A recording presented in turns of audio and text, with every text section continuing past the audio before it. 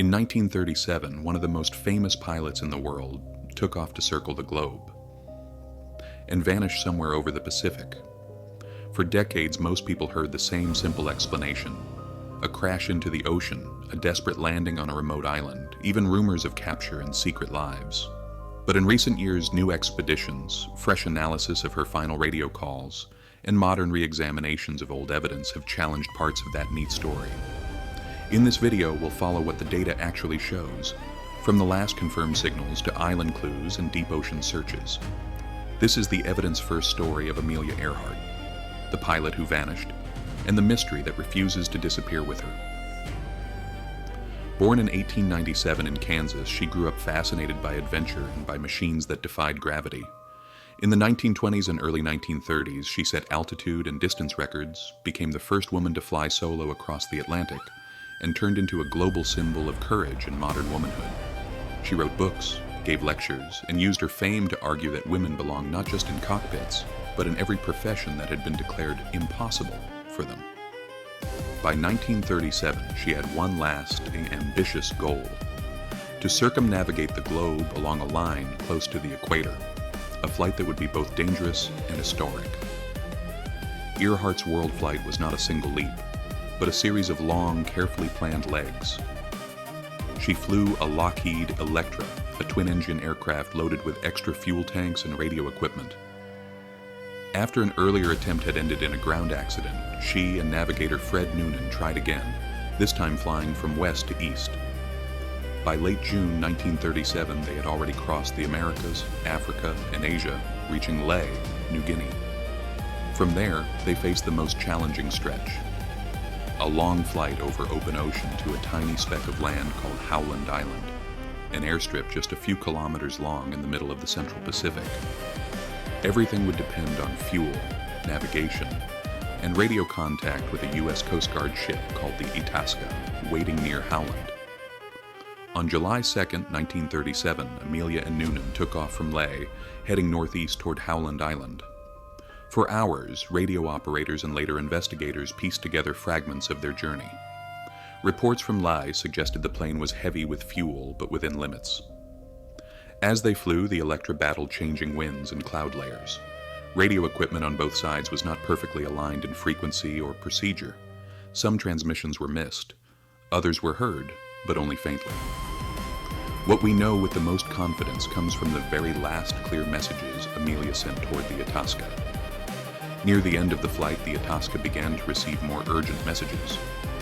Earhart reported that they were running on line north and south. Aviation shorthand for searching along a line they believed passed through Howland's position. She also indicated that fuel was running low and that they could not get a reliable radio bearing from the Itasca's signals. Critically, the ship received her voice transmissions, but she seemed unable to hear its replies. Whether due to antenna problems, frequency mismatches, or both, the two sides were talking past each other at the worst possible moment. Then, the messages stopped. There were no confirmed distress calls, no confirmed "we are ditching now." Just silence over the Central Pacific. The U.S. Navy and Coast Guard launched one of the largest sea and air searches of the era. Ships and aircraft combed the area around Howland and neighboring islands, looking for wreckage, oil slicks, or any sign of the Electra. They found nothing definitive. Based on the last known position, fuel estimates, and the absence of solid evidence on nearby land, many investigators, including official U.S. inquiries, concluded that the most likely scenario was a controlled or semi-controlled ditching into the ocean somewhere near the target area, followed by a rapid sinking of the aircraft in deep water. But most likely is not the same as proven, and that gap is where other theories have taken root. Over the decades, two broad alternative theories have drawn attention.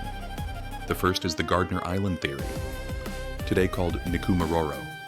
According to this idea, Earhart and Noonan may have missed Howland, but landed or crash-landed on this larger coral atoll roughly to the southeast.